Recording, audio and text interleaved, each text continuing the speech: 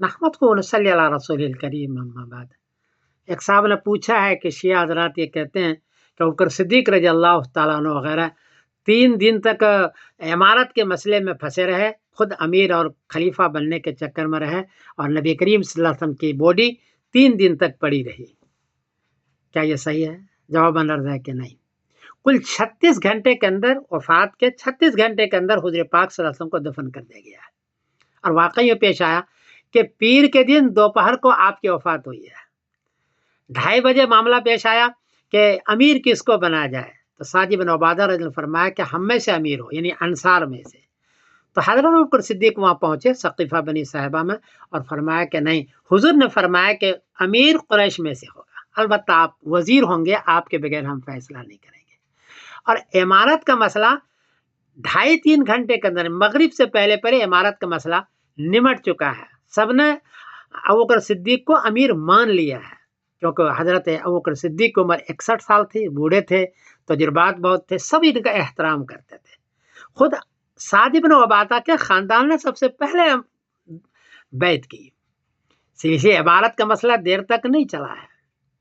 البتہ حضرت علی رضی اللہ عنہ چونکہ کفن دفن میں وہ شریک تھے، عمر بھی چھوٹے تھے، کل 33 سال ان کی عمر تھی اس وقت میں، ابوبکر صدیق کی عمر 61 سال ہے۔ اور میرا خیال ہے کہ خلیفہ بننے کو ان کو شوق بھی نہیں تھا، ان کے حالات کو دیکھ کے پتہ چلتا ہے، اس لیے وہ وہاں تشریف نہیں لے گئے۔ اور دوسرے دن 9 بجے غسل کر دیا گیا، پھر 10-10:30 بجے معاملہ ہوا کہ دفن کہاں کیا جائے، کیونکہ اچانک معاملہ ہوا تھا حضور کا۔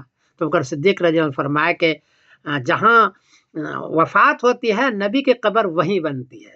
حضرت عائشہ کے گھر میں وفات ہوئی تھی، قبر وہیں بننی تھی، ان کو ہٹانا یا کرنا، تو قبر کھودنے میں 10 بجے کے بعد شروع ہوا، تو 10-12 بجے 12 بج گیا قبر کھودنے میں۔